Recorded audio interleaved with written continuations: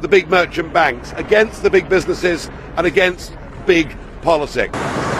The United Kingdom dealt a big blow to the unity of Europe by choosing to exit the trade bloc. On the morning of June 23rd, Britons voted to leave the 28-member union that has existed for more than 2 decades. The news sent shockwaves across the world, and especially to the UK's major trading partners. British Prime Minister David Cameron, who stepped down after the vote, was quick to calm the storm. I would also reassure Brits living in European countries and European citizens living here that there will be no immediate changes in your circumstances.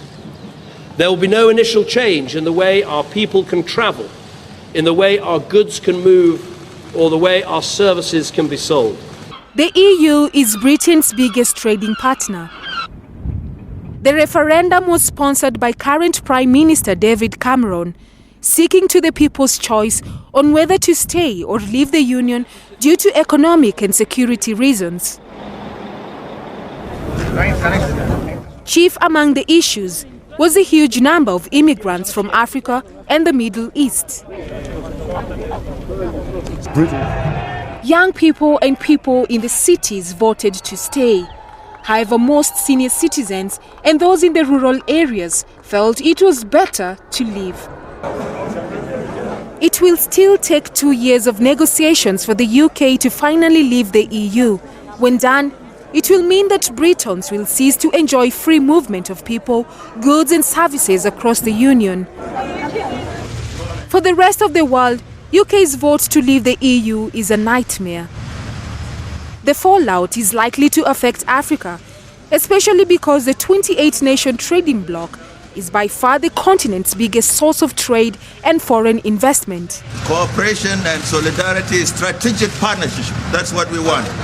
We cooperate, yes. Most African governments have spent years negotiating economic partnership agreements that would regulate the terms of trade between the EU and Africa.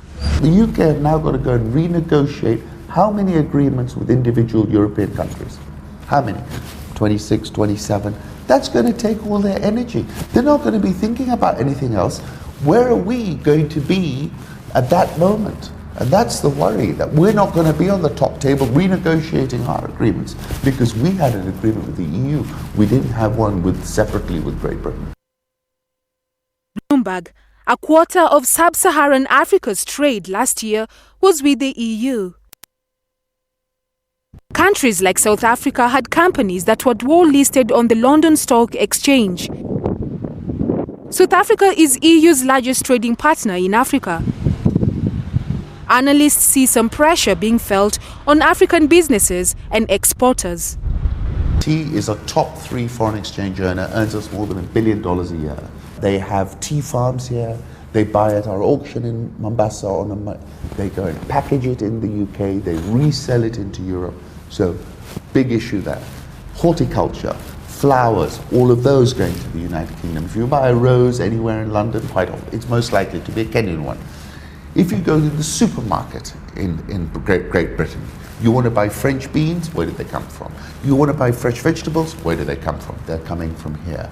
So then finally, well, let me throw one other item, tourism. Who are the biggest source of tourists into Kenya today is the British.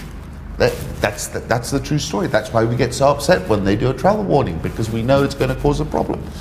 So we've got a trade relationship with the UK, which before this devaluation in the pound was $1.7 billion. That trade relationship has to come under pressure. How much pressure, we're going to discover. Africa has in the recent decades been trying to achieve intra-African trade, which has been the biggest cost African businesses have had to bear. Regional trade blocs have managed to go around the red tape associated with African countries trading amongst each other. As British independence sinks in, many African countries will be waiting to spot opportunities for better trading relationships with both the UK and the European Union. Egypt is marking 3 years since the street